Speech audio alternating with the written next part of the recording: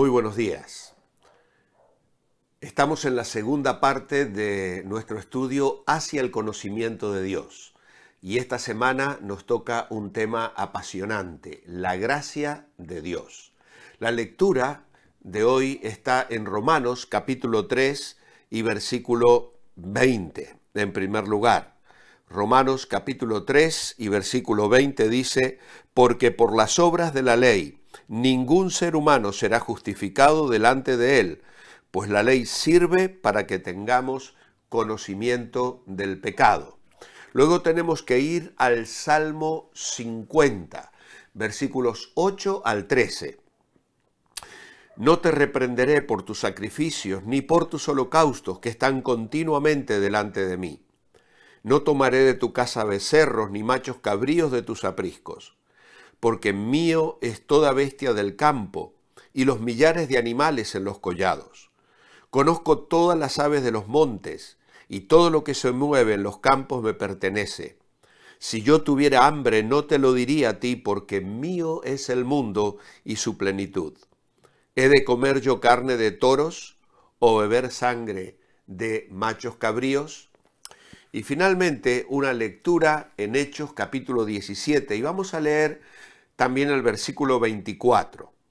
El Dios que hizo el mundo y todas las cosas que en él hay, como es Señor del cielo y de la tierra, no habita en templos hechos por manos humanas, ni necesita que nadie le sirva, porque a él no le hace falta nada, pues él es quien da vida y aliento a todos y a todo.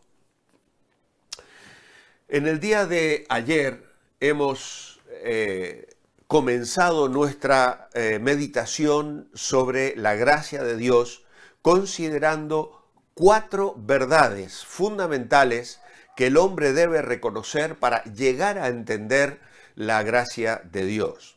La primera verdad es la falta de merecimiento del hombre moralmente. Todos somos pecadores, dice la Biblia, no hay justo ni aun uno. La segunda verdad es la justicia retributiva de Dios. Dios ha de castigar el pecado. Obviamente, eso conlleva al pecador. La tercera verdad que nos ocupa hoy es la impotencia espiritual del hombre. Técnicas modernas de relaciones públicas que se han creado en los últimos años, siguiendo el principio de colocar a la otra persona en una posición en la que no puede decir no, han proliferado, pero de una manera extraordinaria. Creo que todos sufrimos hoy llamados telefónicos de comerciales a los que nos es difícil decirles que no queremos su producto, sin incluso sentirnos maleducados, porque terminamos cortando la conversación. Esto se aplica también a las religiones paganas, en las que se pretende colocar a su Dios en una posición en la que su Dios no pueda negar la petición que se le hace. De allí que se ofrecían sacrificios humanos, porque mientras más grande fuera el sacrificio, la intención era sobornar, comprometer a sus dioses para que esos dioses poderosos, en teoría, hicieran lo que ellos necesitaban. Lamentablemente, hay quienes reconocen que no son perfectos, pero no les cabe la menor duda de que son suficientemente honorables y que la actividad de buenas obras son garantía de que finalmente Dios les ha de aceptar, cualquiera haya sido su vida pasada. Sin embargo, no son las obras de nuestras manos, ni el cumplimiento de las demandas de la ley, ni las lágrimas interminables las que pueden expiar nuestro pecado. El reparar nuestra relación con Dios, conquistando su favor, está más allá de lo que puede hacer ninguna persona.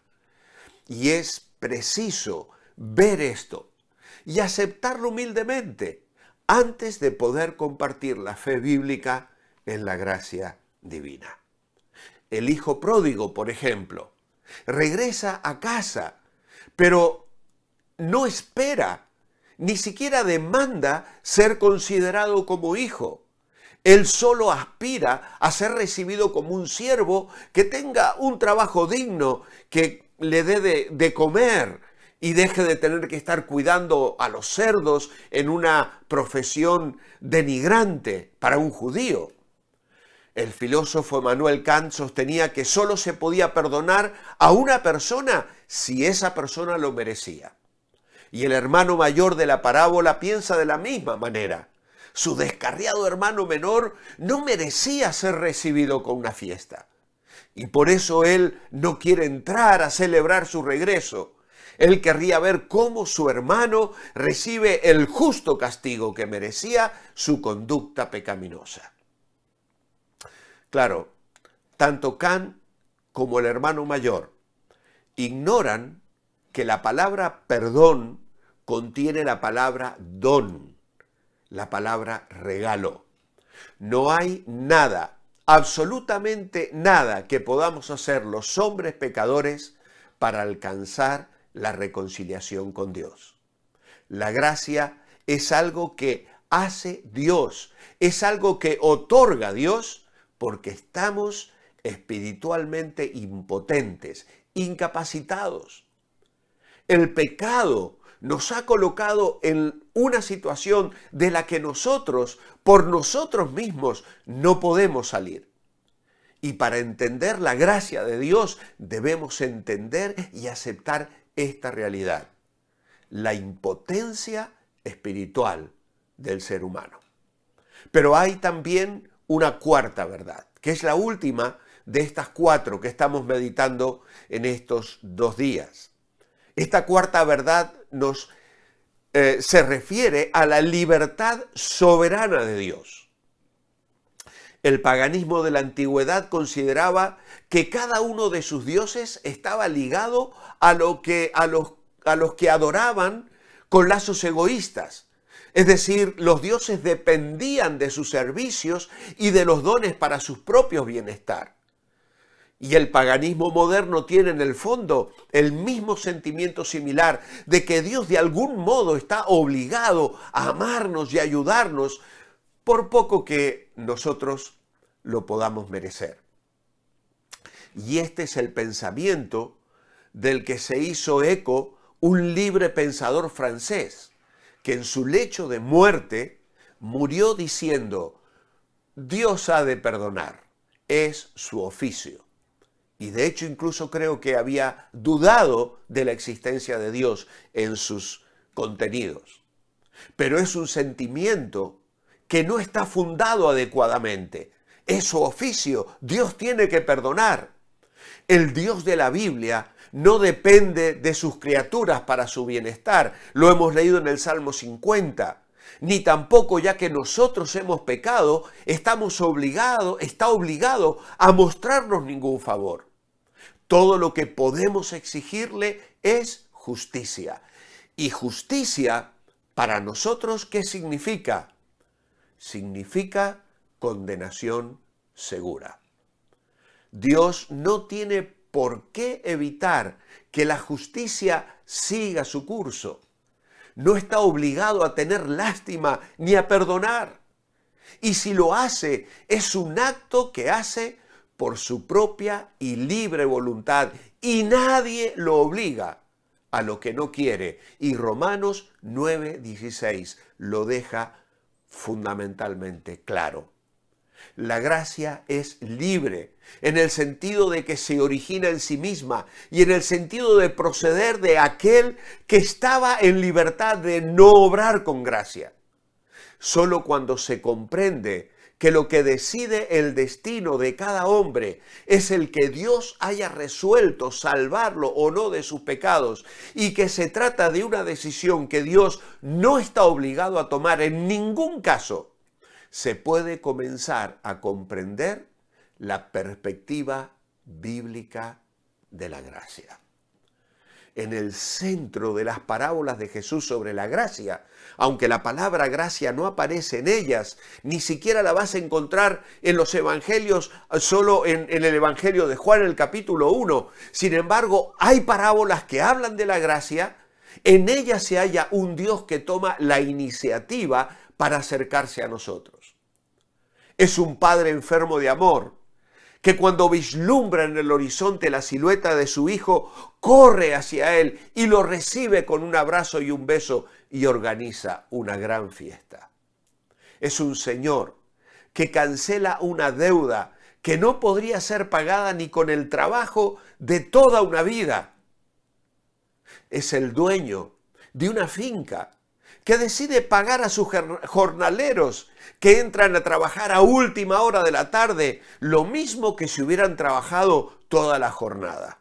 Y hay algunos de ellos que se enfadan y se enojan y dice, pero ¿cómo le has pagado a estos últimos lo mismo que a nosotros que hemos soportado el calor del día?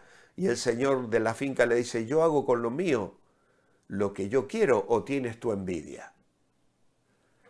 Se trata de un hombre que prepara un banquete y sale a los caminos y a las calles en búsqueda de huéspedes que vengan a disfrutar un banquete que no merecían disfrutar. Por eso cuando estamos hablando de la gracia de Dios, estamos hablando de la libertad soberana de un Dios que nos ama y toma la iniciativa de venir a nuestro encuentro. Por eso es tan importante que tú en este día te detengas. ¿Cómo valoras tu propia moralidad? ¿Y qué es lo que por lo general se espera que la gente, que Dios haga con las personas?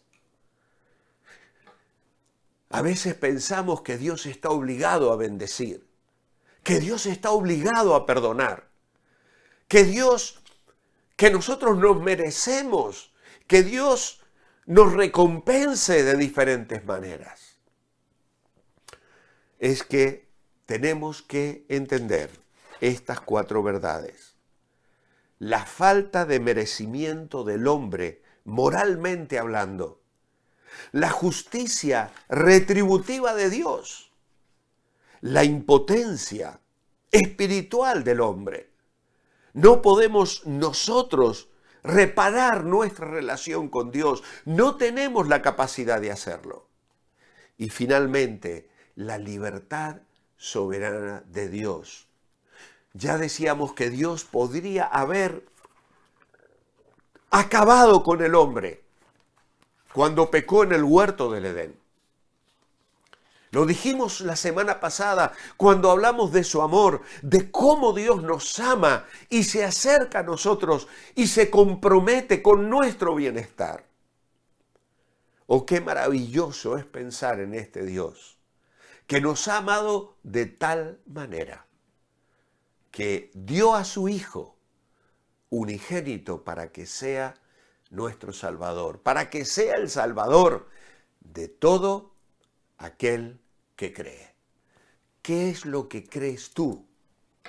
¿Cuáles son tus creencias? Como ese filósofo francés, ¿crees que Dios está obligado a perdonarte? Querido amigo, reflexiona hoy. Mira a Jesucristo, aquel que dice Juan vino lleno de gracia y de verdad. Y desde estas verdades que te condenan y que te colocan en una situación de irremediable pérdida, levanta tu mirada a la gracia del Salvador que dio su vida para perdonar tus pecados y hacer de ti un hijo, una hija de Dios. Que Dios te bendiga. Manteneos hoy bendecibles.